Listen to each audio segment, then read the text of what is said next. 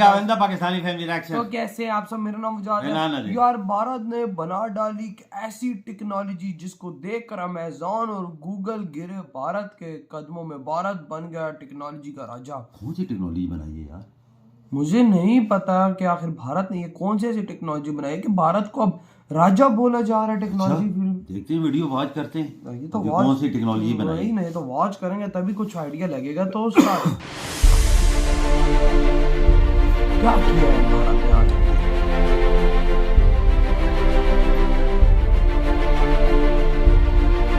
भारत ने बनाई ऐसी दुर्लभ तकनीक, अब अमेज़न और फ्लिपकार्ट हो जाएंगे बर्बाद। भारत बना ई कॉमर्स दुनिया का बादशाह। भारत के आत्मनिर्भरता की ताकत ने हिला डाला पूरा अमेरिका।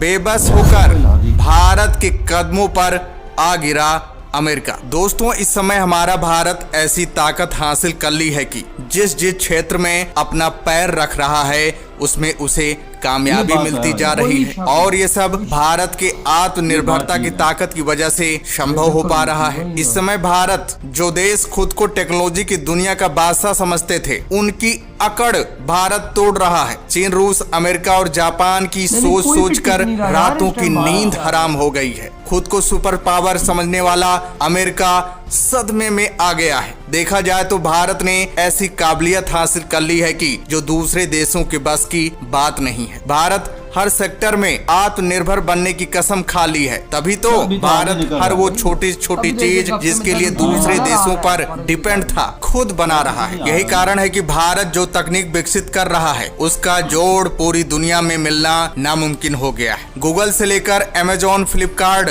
सभी आईटी सेक्टर की दिग्गज कंपनियां दहशत में आ गई हैं, क्योंकि उनकी बादशाहत खत्म होने वाली है। पूरी दुनिया पर राज करने वाली इन कंपनियों की मोनोपोली को भारत ने एक झटके में चकनाचूर कर दिया है। यही नहीं, फूड डिलीवरी करने वाली दिग्गज कंपनियां जोमेटो और स्विगी का पूरा साम्राज्य खतरे के निशाने पर चल रहा है। अब इनकी मनमानी नहीं चलेगी, क्योंकि भारत ने इनकी दादागिरी पर लगाम लगा दिया है। दोस्तों, इस समय भारत विदेशी कंपनियों को पीटने पर आमादी हो गया है, तभी तो भारत हर सेक्टर में नई नई तकनीक विकसित कर रहा है, और भारत की ये मदद प्राइवेट स्टार्टअप्स कंपनियां कर रही हैं। और तो और इन स्टार्टअप्स को प्रोत्साहन देने के लिए इंडियन गवर्नमेंट ने कई इंसेंटिव स्कीम लॉन्च की है, ताकि भारत पूरी तरह से आत्मनिर्भर बन जाए। अब तो भारत ने हद ही कर दी है। सभी सेक्टर को छोड़कर एक ऐसी तकनीक विकसित कर ली है कि अब छोटा से छोटा व्यापारी जो गांव में अपनी दुकान चलाता है, वो भी अमेज़न और फ्लिपकार्ट और मेसो जैसी कंपनियों की तरह अपना सामान अच्छी कीमत पर ऑनलाइन बेच सकेंगे। मोदी के इस पहल से करोड़ों देशवासियों की किस्मत चमकने वाली है। दोस्तों, पहले क्या होता था कि छोटे व्यापारियों को अपना सामान ऑनलाइन बेचने के लिए बड़ी मुश्किलों का सामना करना पड़ता था, क्योंकि ई कॉमर्स की दुनिया में सिर्फ और सिर्फ अमेज़न और फ्लिपकार्ट की मोनोपोली चलती थी। लेकिन भारत के इस कदम से इनके पैरों तले जमीन खिसक गई है। अब ई कॉमर्स की दुनिया में नई क्रांति आ जाएगी। दोस्तों, जिस प्रकार से डिजिटल पेमेंट की दुनिया में यूपीआई के आने के बाद पेमेंट करने का तरीका पूरी तरह से बदल गया। लोग बिना बैंक गए हुए अपने मोबाइल से गूगल पे, फोन पे और पेटीएम के माध्यम से पेमेंट करने लगे। उसी प्रकार से अब मोदी सरकार ने ई कॉमर्स की दुनिया में एक अनोखा नेटवर्क शुरू किया है। इसका नाम है open network for digital commerce, अगर शॉर्ट में कहें तो ONDC। ONDC को ई कॉमर्स प्लेटफॉर्म्स का यूपीआई कहा जा रहा है। ये एक ऐसा नेटवर्क है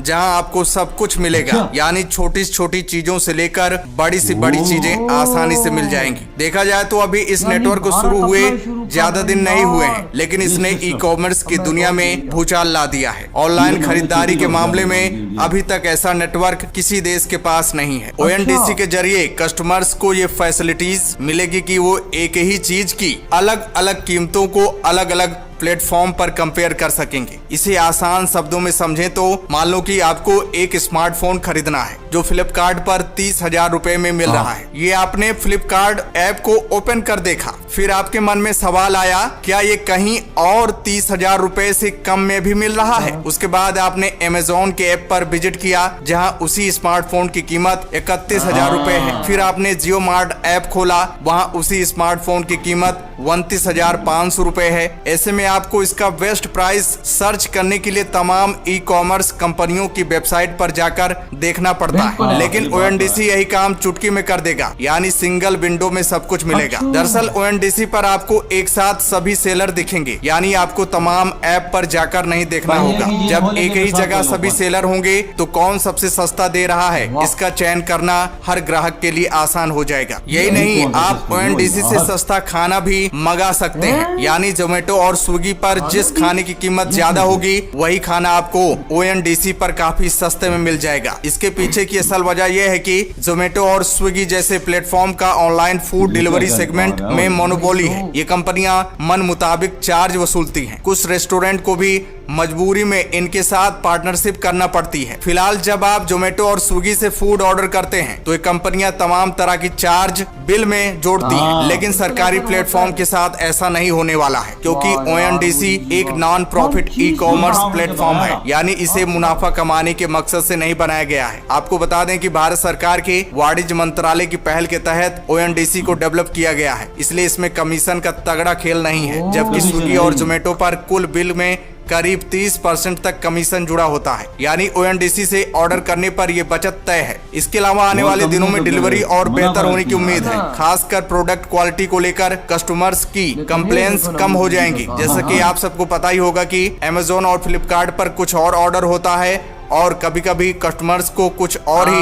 डिलीवरी हो जाता है। इसका भी झंझट खत्म हो जाएगा, क्योंकि ONDC प्रणाली जियोग्राफिक इंफॉर्मेशन सिस्टम पर काम करती है। लाखों वेंडर्स और मिलियंस ऑफ कंज्यूमर्स को उनके रियल लोकेशन के आधार पर सुविधाएं मुहैया कराती है। फॉर एग्जाम्पल, अगर कोई कस्टमर घर बैठे किसी रेस्टोरेंट से खाना या किसी दुकान से किराने का सामान मंगवाना चाहता है तो ONDC प्लेटफॉर्म उसे आसपास के सभी रेस्टोरेंट्स और किराने की दुकान को ऑप्शन के तौर पर दिखाएगा। कस्टमर्स अपनी सहूलियत से यहां अपना प्रोडक्ट्स और डिलीवरी एजेंट चुन पाएगा, क्योंकि इसी प्लेटफॉर्म पर तमाम डिलीवरी कंपनियां भी पंजीकृत रहेंगी। यही नहीं, कस्टमर्स ने अगर किसी रेस्टोरेंट से खाना ऑर्डर किया तो उसे ये भी चुनने की आजादी होगी कि वो किस डिलीवरी पार्टनर से ये खाना घर तक मंगवाना चाहता है। सबसे खास बात तो ये है कि छोटे छोटे रेस्टोरेंट और किराना दुकान भी ONDC पर मौजूद होंगे। ONDC को इस तरह से डिजाइन किया गया है कि अगर आप 1 किलोमीटर के दायरे में स्थित किसी रेस्टोरेंट्स को ONDC के जरिए खाना ऑर्डर करते हैं तो वो बिना डिलीवरी एजेंट की मदद से भी खुद ग्राहक के घर तक खाना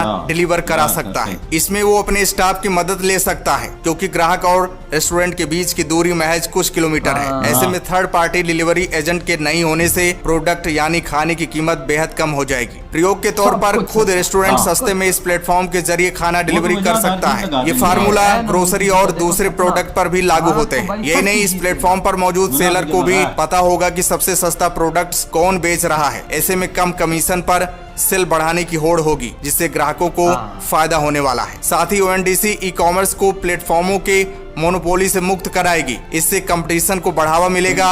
हालांकि अभी भी लोगों में ONDC को लेकर जागरूकता कम है। और एक बात और आपको बता दें कि ONDC को बनाने में NCE investments limited, BSE investment limited, कई सरकारी और प्राइवेट बैंकों सहित नाबार्ड, सिडबी और NDSL जैसे संस्थानों का भी मोटा पैसा लगा है। जिस तरह भारत में यूनाइटेड पेमेंट इंटरफेस यानी UPI से पेमेंट का सिस्टम सफल रहा, सरकार उसी तरह ONDC के जरिए भी ई कॉमर्स सेक्टर में बड़ी क्रांति लाना चाहती है। तो दोस्तों, भारत के इस बढ़ते कदम पर हमें गर्व करना चाहिए। तो दोस्तों, जय हिंद, जय भारत। वाकया भाई, आपको अंदाजा लगाओ मोदी जी ने क्या सोच के ये टेक्नोलॉजी इजाद कर दी है कि भाई साहब अमेज़न, फ्लिपकार्ट, इनकी सबकी दादागिरियां खत्म।